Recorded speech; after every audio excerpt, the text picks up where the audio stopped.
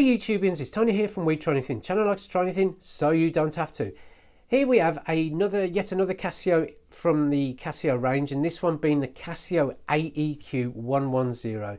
Now, what we're going to do in this video, we're going to talk about the materials that this is made up. We're going to show you around the actual design of the watch, and then after that, we're going to talk about the functions that this watch has, which is it's quite a few for the actual size of the display that's going on here. And then what we're going to do is pop it on our wrist and so it's like to wear, and wear daily basically, because I've worn this watch a fair few times while my other watch, the Apple Watch, is charging. Now, just to kick things off, just to talk about the actual let's talk about the actual materials first. Resin strap, which is quite the usual affair with Casio watches in this range, or in this budget as it were, or affordable range as it were. I think it's around the £20-30 mark that you can get this on the likes of Amazon. There is a link below, and while talking about links below, there is also links below to the instruction manual from Casio direct. So if you want to just click on the link, it will take you to some of the features and how to operate this watch, and that'll be another reason why I probably don't go too in depth with the functions of this watch. It's not more of a how-to video, it's more of an impressions and review video. So as I said, it is a resin strap, nice comfortable looking strap. It's also a very nice quality strap. It's not too thin, which you would get on something like the AE-1000W, which I've reviewed in the past, which I felt was a little bit more toy-like, but this definitely isn't. It has a resin case to it with a resin plastic glass dial window to it. The pushers are, as you can see, all plastic as well, so it is quite a plasticky watch, but it doesn't feel low rent in my opinion. I mean, obviously you've got these little kind of flashes of metal going on here, and flashes of obviously different coloured plastics, just to bring this watch out from what it is made out of. And as I say, because it's a plastic glass on the actual dial window, just be aware that it will scratch. The only reason why I say this has picked up scratches in the past, and I have managed to eradicate them using Polywatch, which I've linked to below, with this watch, and obviously the instructions as I've mentioned as well. And the Polywatch has done a real nice job of clearing any imperfections on the dial window of the watch and making it look really nice. So as I said, the actual measurement width of this resin case, or this resin case diameter, you are looking at about 47 millimeters approximately. In terms of the actual thickness, because it is quite a chunky watch this as such, you again are looking at about 17 millimeters approximately case thickness. It is a flat display as well, just in case some people do ask, because I do get questions saying whether it's domed or flat, and this is flat. So talking about the actual dial of the watch, it is a good looking watch. I do like the look of it. The only thing I do find that because the hour markers are quite thick, it is a little bit busy. There seems to be a lot going on here, which detracts from the actual hour and minute hand. And I do feel that if the hour and minute hand were a little bit thicker, it would absolutely balance or complement the actual overall aesthetic of the watch. Some people have complained about the actual digital display being quite small, and I would agree with them to an extent, because there is a lot you can do this watch via the actual digital displays. But in terms of the overall look and feel of the watch, I just think it's such a nice looking watch, other than just maybe them just getting the hour and minute hand getting a little bit lost within the whole overall aesthetic of the watch. But that's my opinion. Obviously everyone else has their own opinion in how things look. The only other thing I will mention is that this does not feature any form of backlighting. There's no light button or anything like that, which again it's just another shame really, because even if the actual backlighting went around the actual diameter of the dial, I think that would have helped the actual overall function of this watch, because you are reliant on the loom on the hands, which I am going to pop a little clip here just to show you what the loom's like on the hands, and it's not bad to be fair, but I just feel because it's just on the hands and not on the whole of the watch, or on the hour markers of the watch, then that might put you off a little. But I just thought I'd mention it. This watch is actually powered by Japanese quartz movement, which is plus or minus, the usual plus or minus 30 seconds per month of accuracy. It is powered by a 10-year approximately from new battery, so it's got a 10-year battery life from when you buy it new, and it is also water resistant to 100 meters. So it's got a lot going for it. It's just a few little things that, you know, I thought I'd mention just to highlight them, just in case it's a watch that you're deciding to buy, and you know, if they don't put you off, then it is a great watch for you to consider. Now, talking of the functions, this function, I'm not going to go too in depth with the functions because there's plenty of videos going on for this watch, and also as I've linked to the instructions below, you can find out more about how to operate and work this watch quite easily, really. So first of all, obviously, to adjust the time and stuff like that, it is pretty easy. Just keep your finger on the adjust button and then you just use mode to go through it. It does have a daylight saving time as well, which is very handy for when we head towards summer and the clocks change, and then when we head towards winter and the clocks change again. So, you know, it's very good, but that only affects the digital aspect of the watch. It doesn't affect the hour hand, and unfortunately you have to let me just turn that off. Let me just quickly go through, you know, year, date, day, etc. So it is handy for that, and I'll just turn that off. And obviously you can feature the date as per that, or just a digital version of the time. So as I said about the changing the hands, you obviously have to go into what's known as hand setting mode, which is what the HS stands for, and keep your finger on the adjust. And this is the only problem with this, or the only issue I do have with watches which have an analog digital display.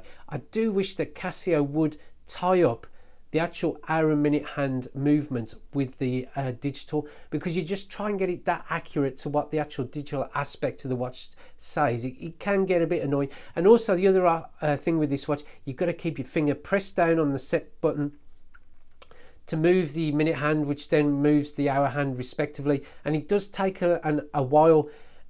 If, say for example, we've gone back an hour, or you want to set the watch and the watch is like, say, it's 9 o'clock and we're at 12 o'clock, you've got to go all the way around the dial.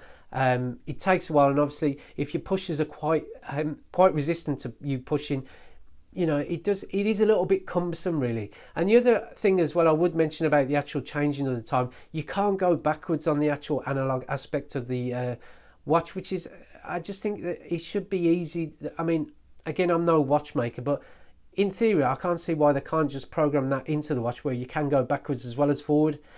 It would make it a lot easier to use, but that's just only a minor gripe on that aspect. So if I just turn that hand setting off, then we'll go back to the main, as it were, the main screen. So this watch does feature a telememo mode, which will hold up to 30 entries, which is fantastic. If you want to put some telephone numbers in there, so if you ever lose your phone, or your phone ever unfortunately gets stolen, then you've got main numbers in there that you can place. You can press the adjust button, then manipulate the numerals and alphabetical elements to it, just to put in that data. So it's easily to do. I'm not going to do it here, but you know, you can. There's plenty of other reviews online, and there is instructions below, as I've mentioned. It's got world time, where you can go up and down here to, you can go down here to find a world time, or an element or a part of the world where you're looking to discover the time from. So obviously I'm guessing this is Moscow, Kabul,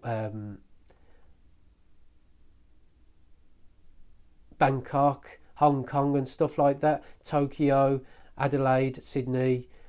There's plenty there. You know, so if you're doing business in the likes of, if you're doing business with people in, say for example here, Los Angeles, or you got family in Los Angeles, then obviously, and you're going to do a Zoom call or anything with them, then you can kind of work out what time that they're on compared to the time that you're on, and obviously don't wake them up too early or contact them too late. So it's quite a nice little feature, that. World time, it also features alarms, of which it's got 3 multifunction alarms. It has a daily alarm, monthly alarm, alarm for a particular time of day of a particular month, hourly time signal, which means that you can set it up so the watch will beep on the hour, every hour, and it also has a snooze function. It has got quite a feature-packed set of alarms, which is very handy if you need that function within your watch. And also, then it has a timer mode, which will count down from 24 hours in increments of a second, ideal for cooking or anything like that, or if anything that you need to process has that time element required.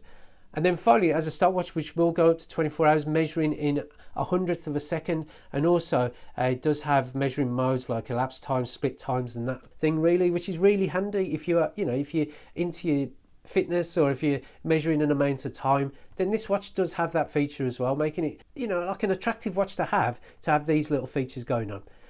Handset mode, which I've talked about, sorry, and finally the actual main display. So what I'm going to do, I'm going to quickly pop it on my wrist and just talk about what it's like to wear and use daily. So there you go, it is on my wrist. I've got to say, it is a comfortable watch, which really shocked me when I first put it on, because I was expecting it to be a bit more, you know, I don't know, a bit more nippy as it were, because these obviously do have the dips within the actual strap. But in terms of how it fits on the hand, the actual width of the straps does add to that comfortability factor of this watch. And I've got to say, even though I have mentioned about the actual hour and minute hands could do with just being a little bit thicker just to balance the overall look and aesthetic of the watch, it is a good looking watch. It's nice, it looks rugged, and it's not far off what G-Shock watches look like, which I think if you are looking for like a cheap alternative to a G-Shock, then you can't go too far wrong with these sort of watches, really. And I do find that some of the G-Shock watches which do look like this, like for example, they have a red hour hand to probably a lot harder to read than something like this. So overall, the aesthetic of the watch, it looks good. The wearing it, fantastic. I mean, it is chunky, but it's not, you know, it doesn't dominate your wrist, I find.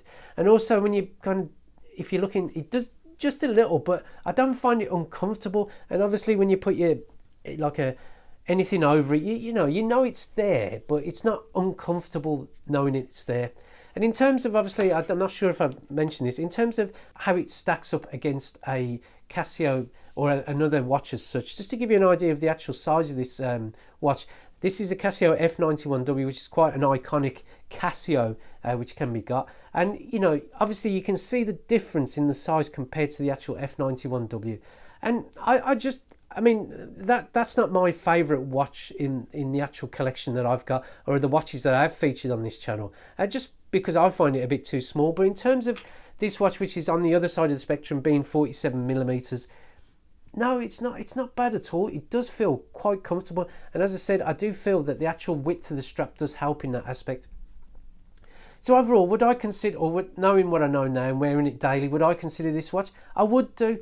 If you are looking for a watch that's around the £30 mark, that looks rugged, it's not far off the look of a G-Shock, has a lot of features that, you know, you would be interested in maybe using, then I don't think you can go far wrong with this watch. And as I say, it's good looking, so, you know, it'll feature, you know, you can wear it to a meeting, you can wear it out daily, clubbing and stuff like that, where you don't want to wear your more, or, you know, in the garden, if you don't want to wear your more expensive watches in fear of getting them damaged, then, you know, it's great. So if you like the review of this watch, then please click on the actual like button below. It always helps. If you want to see more watches coming from the We Try Anything channel, then please click on the subscription button below. It always helps as well. And thank you for watching, and we look forward to seeing you next time. Goodbye.